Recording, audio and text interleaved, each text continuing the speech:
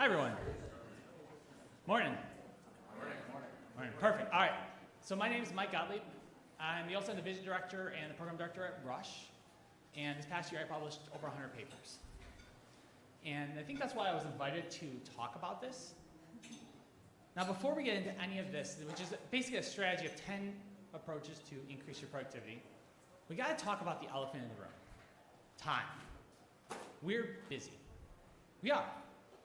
We have clinical shifts. We have administrative roles or educational roles. You have committees. You have conferences you're traveling out to. It doesn't even factor in the role of COVID, whether it be from the just increased clinical shifts or all the impact it has on us in literally every aspect of things. And in the context of all of that, we're trying to maintain some semblance of work-life balance, not burning out. And then it's like, oh, by the way, can you produce scholarship? That's how you get promoted, right? All this is going on. How do we find a system? And so as I was putting together this talk, I started thinking back. Started thinking about what worked for me. I read a ton of literature, books, articles. I talked to people who publish a lot. I didn't talk to people who did, 0.5 FTE or 0.05 FTE, grant funded. I talked to people who worked almost full time and still published a lot. I talked to people who had a dozen roles and still published a lot. And being the qualitative nerd that I am, I thematically analyzed it and came up with like 10 things, 10 strategies that seem to be like consistent themes across people to publish while they're busy, right? The point of this talk is not to say, go get a grant. Yes, that helps a lot, absolutely, but that's not realistic. I don't expect the entire room to walk away grant funded on 0.2 FTE. It's to say, you're busy, you're all gonna have competing commitments. How do you still produce scholarship? And so, as I mentioned, 10 strategies following kind of a pseudo-chronologic order, and the first one is be consciously open to ideas. So I have a 3-year-old at home. I now have a 2-month-old as well. My 3-year-old watches Sesame Street. Who here has seen Sesame Street?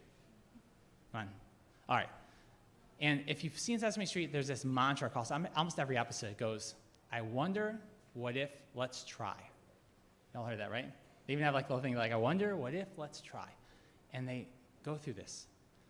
And my daughter, when she's like trying to stack blocks, she goes, this block isn't working. She just says, not working, because she's 3. And then she goes, I wonder, what if I turn sideways? Let's try. And that works, right? Kids do that all the time. Their mindset is, let's just try things randomly. We're going to make it work. And as adults, we kind of lose that to some degree. Even though we became doctors and scientists, we start to lose some of our curiosity, especially in shift.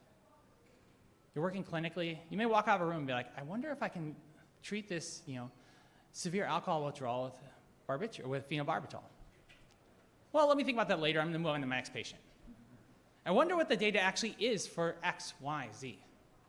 But then you walk out of the room and you're like, I got a chart, I got to see the next patient, we forget about it. It sits in our mind for about 10 seconds, 5 seconds. Maybe it makes its way all the way back to the computer before you go do something else or you're asked to read 3 more EKGs. Something else happens, you forget about your project. That's a lost opportunity. It happens to us all the time. As Dr. Gottlieb was mentioning, there's tons of case reports, there's tons of ideas that come across. And the biggest impediment is we don't publish them because we don't think about them, because we don't explore them because we're busy. But when you're on shift, if you try to rely on your memory, remember 8, 9, 12 hours later what that idea was, you won't remember it. There's too many things that take up our brain space. Get it down in the moment. Use a notepad. Now this is 2022. I don't have a notepad with me, but I have a cell phone. Everyone here have a cell phone or some type of a smartphone device? Yes, probably, right? We have something around us that we could easily use. Use that. I use the free Notes app. There's tons of stuff out there. There's all sorts of fancy things. Maybe it's just a vestige of forever having been like a resident where everything was expensive. I'm like, I can't splurge this like $20 on a Notes app. I'm going to use the free one. So I have the free Notes app, and I utilize that dictate feature. So I'm walking back, and I'm just dictating out my idea in total flight of ideas, as random as it may seem, in all the concepts that led me to say, I wonder about this project. And then later, that evening, a day later, I'll go back, and I'll have like a paragraph and a half that is poor grammar and some incoherent ideas, but at the root of it is a concept. And I will not have that concept if I don't take it down in the moment. Take your ideas down in the moment, in real time. Filter them later. It doesn't matter if it's perfect. I will say 70 to 80% of those ideas are not viable. But you know what happens out of it? 20 to 30% are. And of those 70 to 80%, most of them I come up with a supplemental project. I say, you know what? This one's been done before. This one isn't novel. This one actually isn't interesting to me anymore. But then I come back to it, and I say, but this project is. Open up our curiosity. We're seeing all these interesting cases. Ideas come across. Residents and learners ask us questions all the time. We say, I don't know the answer to that. And then we say, do you mind looking that up? And we'll come back and we'll talk about it. But we don't actually circle back ourselves and say, let's be the source of that information. We miss that opportunity. I wonder, what if? Let's try. And carrying that forward, it doesn't just have to be clinical challenges. Think about some of the administrative challenges, the educational challenges, the QI projects. If you're doing this, if you're struggling with this, if you're saying, I don't know the answer to this, there's a ton of people who also are probably struggling with the same thing. For those of you who are on the core listserv, how often do you see questions arise there that say, has anyone done this? Is anyone doing this? Is there an answer to this? How are you doing this at your shop? So I started at Rush about 6 years ago. We are no longer, I guess, technically a new EM program because we graduated a couple classes, but when I started there, we weren't even a program yet. We started the program the year after I joined. So I had to build out the ultrasound division, the ultrasound program. And I did what most people do. I asked my friends. I asked 5 or 6 people I knew. I said, how are you doing at your shop? What are your rotations like? What is your distribution of scans? What are you doing for this? And I got a couple samples, and I said, okay, cool. And I think that's what a lot of us do. Even when you're starting programs, you say, what is your block distribution? And you ask a couple people. So we were coming across the same challenge. We said, okay, well, I wonder what everyone else is doing. And rather than blasting the core listserv or asking a couple friends, I was thinking, why don't we go and see what's online? Every program, or the vast majority, publishes their schedules online. But it's really painful to go through 226 programs for each individual person when you're trying to create a new residency program. So we went through and we looked through and we cataloged the distribution of rotations across 226 different programs. It took us maybe like a month. There was a handful of us. We split up the work. We came up with a distribution of how everyone does their entire block schedule across 3- and 4-year programs. We did some basic analytics of like, is there a difference between 3rd and 4th year? How do you do it? Things like electives, stuff like that. And we published it. And this was something we needed the information anyways. We wanted to know this. This was useful to us. But then we said, I bet other people are wondering about this. Well, convert it into scholarship. Think about your challenges. And when we think about being open to ideas, it's not just a matter of what you're seeing on clinical shifts. It's not just a matter of what you're seeing administratively. Look at journals. Read and review for journals. It is really useful. When you review for journals, it helps you identify some of the gaps in the literature. You learn from what other people have done well and done poorly. You identify the niches, that limitation section where they're like, yeah, we did this, but we didn't do this. That's like them harking out to you saying, hey, do you want to study this next opportunity? We study this in adults. It hasn't been studied in pediatrics. Oh, that's great. I'm at a PEM facility. I have this. We studied this amongst patients who had this comorbidity. But we haven't studied amongst that comorbidity. We studied this amongst patients who are on warfarin, but we did not look at this in the context of people who are on Eliquis. There's studies out there that they're telling you, literally, do this study, because reviewers said they want to know this information. We don't take advantage of it. It's a missed opportunity. And one of the challenges that happens, if you look through the history of inventions, things get invented around the same time around the world, and that's a matter of factors. It's the idea that we all see the same things. So it's not that it's random chance, it's that we're exposed to the same things. The reason that people put out the same studies around the same time and are competing with each other for the same journal spot is we saw the same article, we read the same limitations. And so the problem with that is we shouldn't all be reading the same journal articles. Let's say you have a side interest, like I am an ultrasound person, but I also like medical education and I like orthopedic injuries. So I'm going to talk about orthopedic injuries for a second. If I want to learn about orthopedic injuries, find a niche there, well, if I read Annals of Emergency Medicine, I'm going to come up with the same gap that everyone else who read Annals of EM is going to think of, and we're all going to be doing the same study. But if I flip through the orthopedic journal, you know what? It's really quick because I can skip through all the operative stuff. I don't care about that. I can skip through the post-op antibiotics. Don't care about it. Complications. Don't care. Oh, a reduction technique. oh, the PGI technique's only been studied one time as a case report in the OR. That'd be a really cool thing to study among hip dislocations. We can look at things that other people have done in the other literature, apply it to us. And I'll give you a great example of this. Who here has heard of inhaled isopropyl alcohol for nausea and vomiting, meaning those little swabs, the little 2x2s? You all have heard of that, right? That got really popular over the past roughly 6 years. It got published in Annals of Emergency Medicine in 2016. 2 papers, very small sample sizes, got published in the top journal of emergency medicine. Do y'all know that this was in the anesthesiology literature for 2 decades? For 20 years, anesthesiology knew about this. And then one day someone was like, oh, I wonder if we could do this in the EM environment because they're not post-op patients. They got 2 papers in the Annals of EM with like 100-something people. It probably took them like a month. They didn't even have RAs. This stuff exists all the time.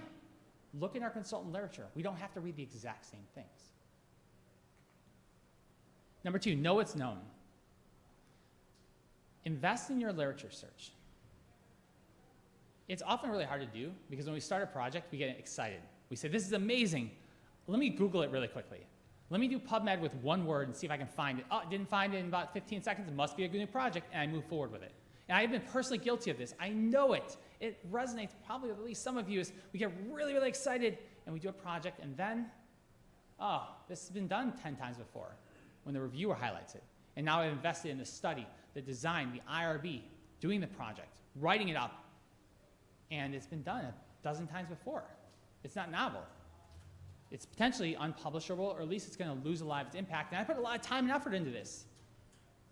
Invest in your literature search. Put that time in early. Identify that. You can learn from the study designs. You can say, oh, that's a really interesting way they approach that. I can now incorporate that, make my design stronger. Their limitation says, I didn't study it in X, Y, Z. Now I'm going to change my study and meet that gap. Invest in your literature search.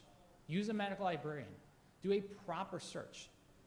Inevitably, over time, it will save you a substantial amount of effort. Fight the urge to jump in the project right away. Spend the time in the Lit Search. And you know what? If you're going to do the Lit Search, that's literally going to be part of your paper anyways. That's part of your introduction anyway. So you have to do that regardless. Why not do it early and save yourself the problems? Number 3, be selective. So I know I began with be consciously open to ideas. Try to think about every possible project. But then you have to decide what you're going to do because time is limited. Everything that you decide to do has an opportunity cost. Everything. It may not always be apparent, but it has a cost. If you decide to do this project, that's time away from exercise, from family, from sports, from music, from another project, from sleep. We lose something every opportunity, every time we join a new project. And I think we have this tendency to sometimes just say yes. Right? We learn to say yes. We learn that every single thing we do, well, we should just say yes, right? We're junior faculty, we must say yes. But that's where we get ourselves in trouble. If you say yes to everything, if you say yes to everything, you're not going to have time to do things you enjoy. And at the very least, you're not going to have time to think about what you want to do, to reflect on your projects and learn from them and make better projects. So I came up with my criteria, and everyone's going to have their own criteria of how you decide what you're going to want to do. My criteria is 3 questions, okay?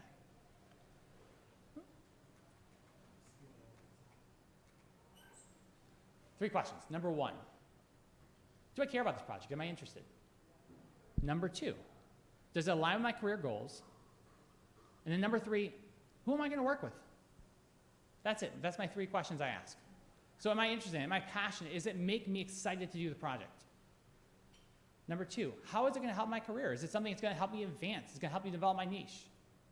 And number 3, who am I going to work with? Is it someone, is it either, maybe it's a team I really enjoy working with. There's some people that I love working with them so much that even if I'm not that interested in the project, I just enjoy working with them, so I will join that project. There's some people that are just amazing leaders in the field or are experts in a specific design that I'm like, I just want to learn from you. I don't care that much about the project. I just want to learn from you. And you run through the questions. You can create your own questions. You don't have to follow that list, but find your questions. Because what we often do is we rely on Gestalt. We're EM docs. We love Gestalt. I trust my instincts, right? But Gestalt is trained. There's a reason that our ability to predict a pulmonary embolism only approaches the validated scores when you're in practice long enough. There's a reason that a first-year medical student will not have the same gestalt as you do. You train it. You've trained it. And our sense of just saying yes to everything is a gestalt. We say, oh, I must do it. Why? I don't know, I just should do it. But if you actually force your hand, determine your values, align it with that, that's how you actually develop your gestalt, and you start to develop a better sense of that. And what I do, even to this day, is if I'm going to do a project and it doesn't pass these 3 questions, I force myself to write on a sheet of paper, I'm going to do this project because blank. And I force myself to actually write out, this is the reason why. Because if I can't explain, I can't justify it on a sheet of paper and commit to why I'm going to do something, then I should probably say no. And really, when you're saying no, you're just opening the door for someone else, right? We should never just say no and end it. It should be the opportunity to sponsor up someone because there's someone that's going to benefit from this. No, I'm sorry, I don't have the capacity to do this, but let me introduce you to X, Y, Z. This person is great. They're really interested in this. This is a person who is looking to develop their first foot in academics. This may be their only opportunity. So you're turning this into yes for someone else. It's not a big deal for the project. It's still going to move forward. But then you get to focus on what you care about. What am I interested? Does it align with or benefit my career? Is it someone I want to work with? Collaboration. This is probably the most influential part of my personal entire career was collaboration. It often begins with like a little bit of a seedling. One person you enjoy working with, and then they have a project and they say, oh, hey, come join this. And you meet 2 or 3 more people, and 2 or 3 more people, and 2 or 3 more people. This is a picture of one of my favorite collaborative groups, and just overall such amazing people, which is SAEM, Academic Life and Emergency Medicine. I met them when I was a resident, joined one project, small little thing. And they're like, oh, hey, do you want to help out with this thing? And then this thing. And then now I'm like intertwined into their group. And I don't know, I've done probably like 30 or 40 projects with them at least. And it started with one project. We often sit in our own kind of groups. We sit at tables by people we know. We join projects with the first 5 people that come immediately to mind. We like working with people that we know. We like working with our small groups. But the problem with that is so broad. Right? First off, it limits our ability to understand designs. We get limited to the same type of study over and over again. We limit diversity of ideas. We restrict to the same couple of people. We don't get to learn broadly. And then capacity. If it's the same couple of people, if let's say I have a team of 5 that I always work with every single time, the same team of 5, if 2 people are really busy right now, that project doesn't run because I'm waiting on those 2 people to be unbusy. And then when they're not busy, another 2 people have something happen. And the project never launches because you're waiting on some of that. But why not split out, branch out, expand your group? The capacity goes away. And then it's not all on you either. You get to expand it forward and ideally create the next generation of researchers, the next generation of scholars. Because now you're identifying that next person of, oh, let me sponsor and mentor you up on this. Let me guide you through this process, and then you run it, and I get to take a back seat. And eventually, I just step back, and then they run it on their own. Collaborate. Think outside your groups. Now, as you start to progress forward, outside of your internal collaboration, reach out to others. When you have an idea, get someone who is not emotionally, mentally invested in this project to give you feedback. Because everyone on the project is vested. You're really excited about it. You're connected to the person. You're like, oh man, I'm excited to work with you. You have that connection already in place. You're really excited about the project. You're going to be an author. You're inherently biased. Not consciously, but inherently biased because you really want it to succeed. And you're not, and it's really hard to try to create that disparate or that kind of discordant view. Find someone who will be your detractor, just give you feedback and say, you know what, did you consider this? What about that? Find that friendly fire who will actually look at your project and say, hey, you know what, I know you're really excited about this, but did you consider this angle? Because you want to do that before you launch your project.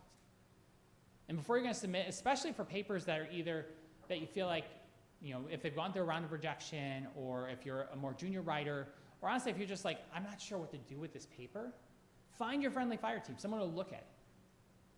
So one of my earlier projects, I looked at ultrasound for chest tube conformation. I was really excited about it. I was like, this is amazing. Ultrasound for chest tube conformation. It's fast, it's easy. We confirmed it with 100% accuracy in this cadaver model. I submitted it to a journal and rejected. It was like, there's 2 other papers out there and they're really small and our study's better. Next paper, submitted to it, next journal, rejected it.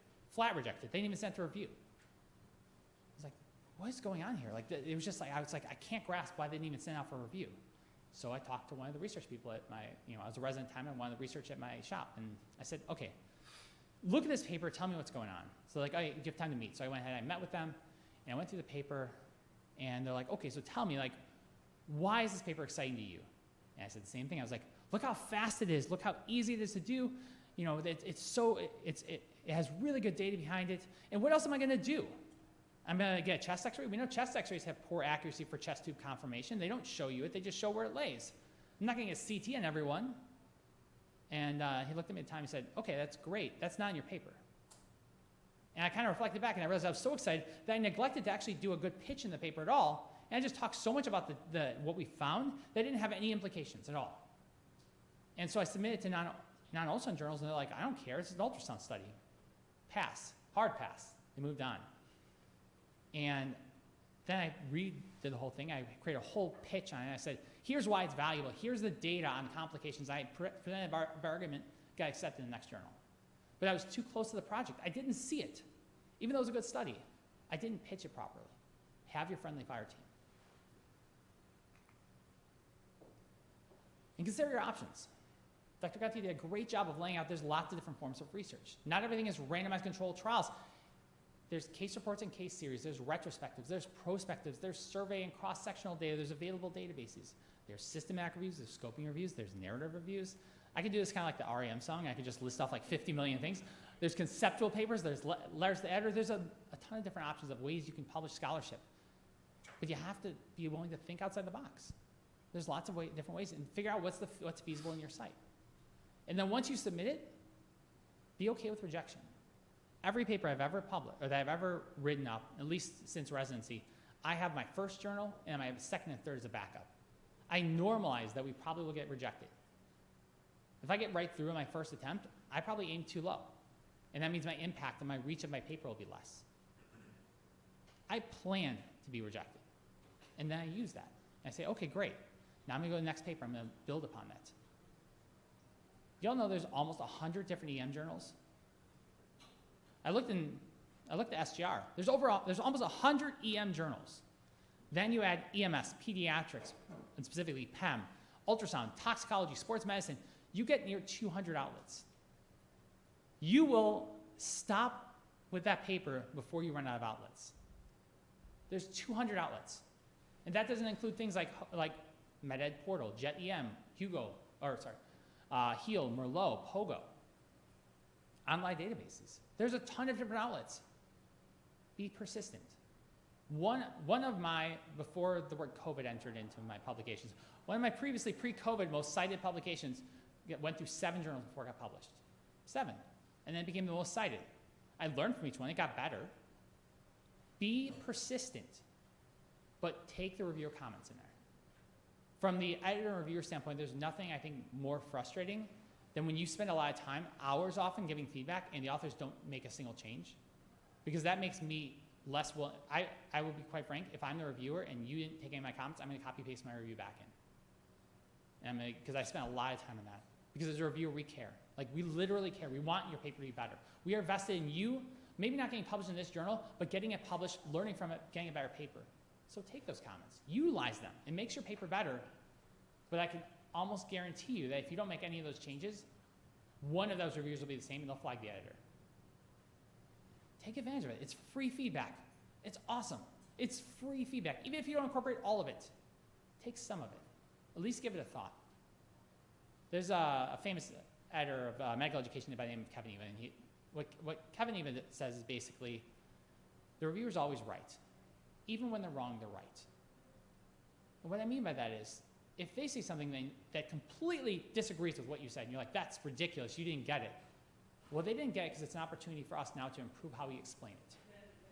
We're preventing that from occurring again by identifying we're almost doing like a prophylactic strike against it and saying, all right, they didn't get it, let me make the paper different so it aligns with that. But consider your options, be persistent. Create your timelines. As busy clinicians, there's so many competing demands of things, right? We have to find a way to integrate it into there. Now, let's think about it in the ED context. When we're in the emergency department, who here likes boluses of patients? Let's go show of hands. Who wants to get like 6 people back at the same time? Really? 7 or 8? Like you prefer like when it's like a clear wipeout, right? You know that feeling, you can almost sense it like right after sign out. You're like, oh, 9 people are going upstairs right now. This is not going to be good. We don't like that clinically. We hate that. We know it's inefficient. And yet we do ourselves that with projects all the time. Oh, this abstract deadline's coming up. I'm going to do all my abstracts and 2 papers at the same time. We create this stress. We create our own boluses, knowing that we don't like boluses in other contexts. It creates stress. It doesn't work. To the best of our abilities, try to control that. When I'm agreeing for a project, I start to line it up and say, okay, can we do this deadline instead of that one? I look at my calendar and say, you know what, I got 3 projects that are going to be due end of May. Can we adjust this project back on one end or the other? Allow yourself to create kind of these staggered deadlines. And yes, sometimes I can control that. Being realistic, a lot of times I can't. I don't control abstract deadlines. I have 0 control over that. I don't control the way that certain deadlines are going to arise, but I can control my own. I can make a conscious decision to commit to a different deadline. If all of my deadlines are May 18th, I can create my internal deadlines and commit to them and write on my calendar for maybe April 18th, April 25th, and carrying it forward 1 per week. And then I'm just doing 1 project per week. I'm internally setting up that way. And then what happens is you start to knock off projects, so you have more capacity. So it's less stressful as you do your projects. And by that same token, you start to open up capacity for new projects. So it's not this bolus and then fill it all the time now with a bunch of projects and create stress. It's 1 project in, 1 project out. 1 project in, 1 project out. And it creates a steady state. Control your timelines.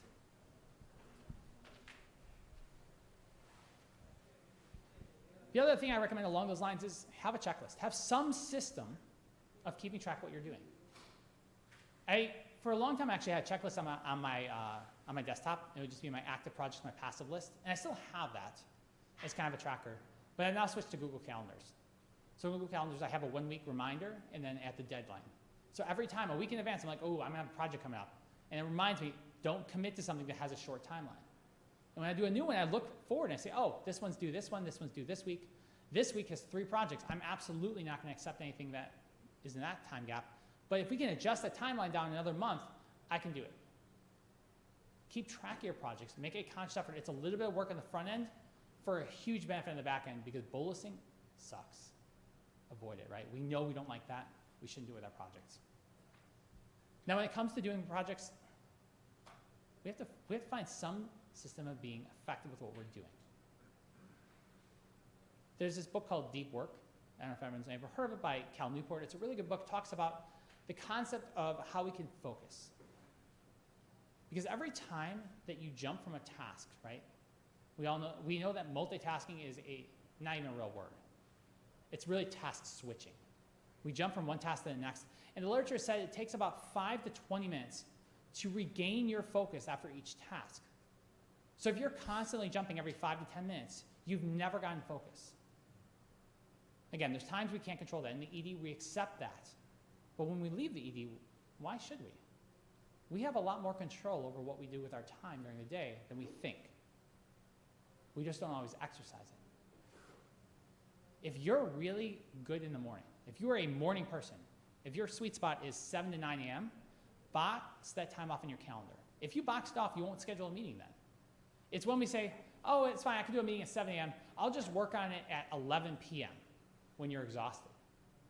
That hour at 11 p.m. is not the same hour as 7 a.m., but is sitting through a meeting that you're a passive that you're a passive member of, is that really good use of your time?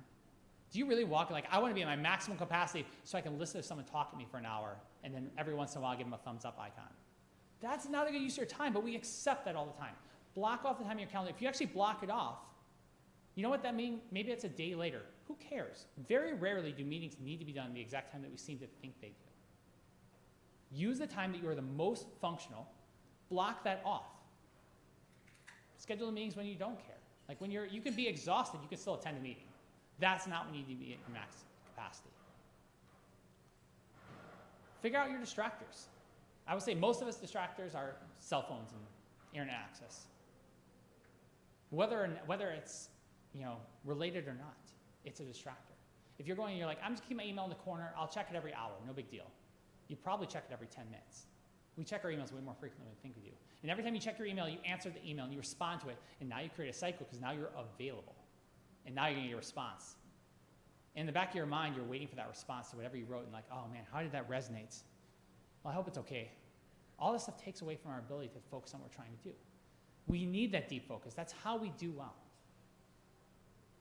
Another common procrastinator, which we might even think about, is spelling and grammar. You ever start writing a sentence and you start to perseverate on one word? What's the word for that again? It's not community. It's not environment. There's a good word for it. I know I'll think of it. And then I go like through a 30-minute Google search and look through thesaurus.com and dictionary.com. And I try to find every perfect word for it. And at the end, I'm like, yes, I got the word. And now I don't have time to write anything else. I wrote one sentence that inevitably the reviewer is going to be like, I don't like that word. Say community. It all started with something different, right? We waste all this time on things we don't need to. Accept that your sentence can be flawed. You can come back to it later. It's actually really easy to copy edit. And if not, there's a lot of people who will copy edit for you. It doesn't really matter. That's not the thing. Get your words on paper. Once the words are on paper, the rest is easy. And I think the other thing is, there's a book called Eat the Frog. And it's the idea that you tackle your biggest project first. I don't know about you, because I'm not inside your brains, but I'll tell you inside my brain is if I have one stressful project, it like permeates, it sits there. And everything else I do is just sitting there like, all right, I can do this, but I'm just so worried about this, stressed about this. It's sitting there, just like a weight. Do the big project first. Get the weight off your shoulders, and then everything else is easier and more enjoyable. Tackle the big project. Don't push it to the back end. Start at the beginning. And being realistic, you know what? Sometimes that big project, I stare at the paper for 20 minutes. I'm like, I don't know what I'm going to write. If I've passed 15 to 20 minutes of staring at the paper and I've gotten nowhere, well, then it's a lost cause. I'm not going to do it right now. I'm not in the mindset for this now. Not to say I'm not going to do it ever, but right in this moment, I'm not in the right mindset. So you know what I do? I find a secondary project, an easier one, not email, but a secondary project. Something I know I can complete. I complete it. I'm like, got that one done. Momentum, energy, everything comes back. I go back to project number one, and I have the energy, and I'm able to do it. So you have a secondary as a backup, but tackle the big project first. Number 9, maximize your efforts. This comes in 2 flavors. First one is efficiency. So when I learned how to write papers, I kind of saw it in the format we're used to seeing externally, which is there's an abstract. So basically I do a study, I write the abstract, I present the paper, and then I publish the paper. Is that how we kind of all envision it, right? You do a study, you write the abstract later, after the abstract's presented, then you write your paper. That is so the opposite of how we should do things. It's really inefficient. What we should be doing is start at the beginning with the writing. The writing starts at the first stage. If I've done my lit search, that's my introduction and probably most of my discussion. I have a hypothesis. I'm going to write my discussion based on that concept. The method is your IRB. That's literally your IRB with a few tweaks. And the only thing that you cannot write from the start is the results. But you know what I do? I write a shell of the results. And I will tell you, I can count on now 2 hands the number of times I have written the results section out, like a shell of it, and realized I forgot to capture a data element. And gone, that was a close call. Because I would have done the study, and I would have absolutely missed this factor. But because it was on there, and because I saw that paper and I saw my table, I said, that was a close call. And then I captured the data elements. Write your paper in the beginning. And this, not only is it easier because you've done all the work, but everyone's enthusiasm is at the max, right? Everyone's so excited, they want to do stuff. No one wants to do stuff at the end. The study's done. The abstract's presented, you're like, I don't want to write now, I want to do the next study. I'm really excited about the next project. And that's why over 50% of EM abstracts never get published as papers. It's because we move into the next concept. We're so excited, we're like, next thing. If you have your paper done, it's really easy to submit it. So I write my paper with our team at the start of the study when everyone's really enthusiastic and there's not a lot you can do because you're waiting on the IRB for a month or 2 anyways. My paper's done. We do the study, we plug in the numbers, we present the abstract, and we submit that night. And then we move on to the next project. I've never had a group ever regret that because at the end, everyone's excited. They're like, this is great. I just had to add one thing and copy edit. That's awesome. And they want to work with you again because it was really easy. Same amount of work got done, just in a more effective manner. Second thing is if you're going to put the work into a project, it should never be a one-off. There should be no one-offs in any scholarly project you do. If you're doing a project, think about how you can spin that into the next study. Think about how you can take that, that research you've done, write a blog, write a lecture, do a podcast, use the knowledge. You are now a content expert. You should actually be speaking on that, presenting on that. Otherwise, you're wasting that effort. One-offs are exhausting. Make it a trajectory. Create your niche out of it. One of my first studies was ultrasound for intubation work. I started off with a study. It was a mediocre study at best. We looked at how well people could confirm ultrasound for intubation with ultrasound. But I used that same exact model about 12 times now. I've created 12 papers using the exact same model, just different iterations. Does color flow help? Does tube size matter? Does the type of transducer matter? Does twisting matter? Does dynamic prosthetics matter? Same exact study over and over again. I was able to replicate it. Very minimal effort because I've done it before. I took that, I wrote a blog post, I wrote a podcast, I did half a dozen lectures on it.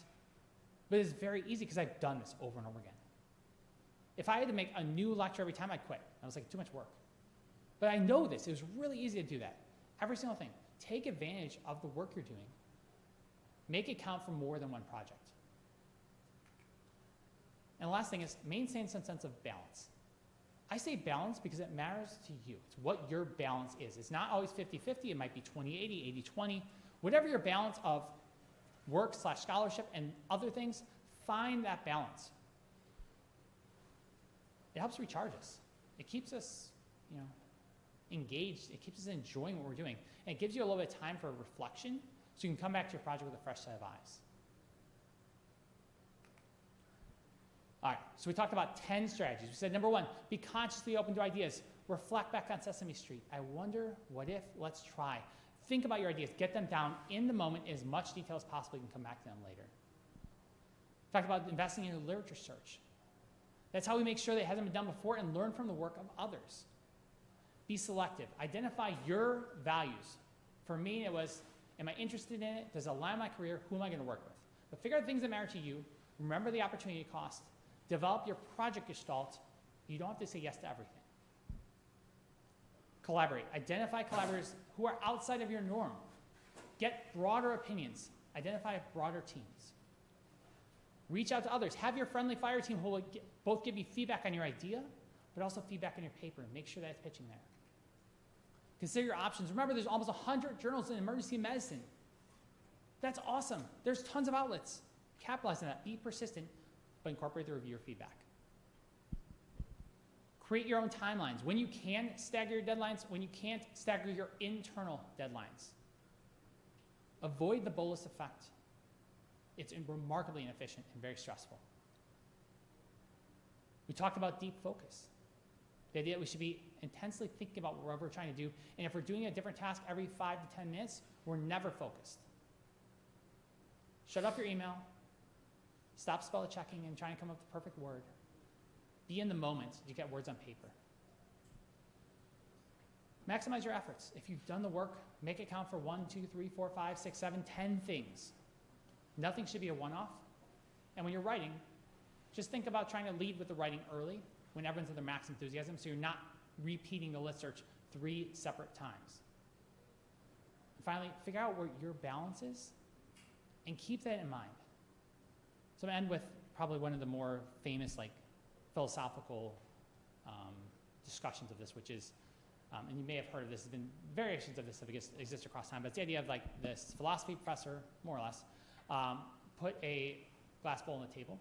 Has anyone heard this story before? With the rocks? Yeah. So for those who haven't, philosophy professor puts a glass bowl on the table, says, all right, the bowl's empty, takes a bunch of rocks, puts the rocks on top of there, looks at the class and says, is this bowl full? Yeah, it's full. Goes back, they grab some pebbles, they put the pebbles in there, looks at the class, says, is it full? Oh yeah, now it's full, the pebbles in there. Goes back, takes sand, puts the sand in there, looks at the class, say, is it full? Now everyone's a little sheepish, oh man, there's gotta be something after this. But they're like, yeah, takes some water, pours the water in, fills it up to the top, says it's full. We're like, all right, there can't be anything past water. Water capped it. And so then the philosophy professor, they look at the class and they say, what's the lesson you learned here? And the person raises their hand, they're like, oh, you can always find ways to fill something. No. Goes back, grabs another rock, drops on top, it rolls out. So if you don't put the things in that matter first, you're not going to have room for it at the end. Find your rocks, put them in first, everything else will fill around it. That's all I got. Thanks, everyone.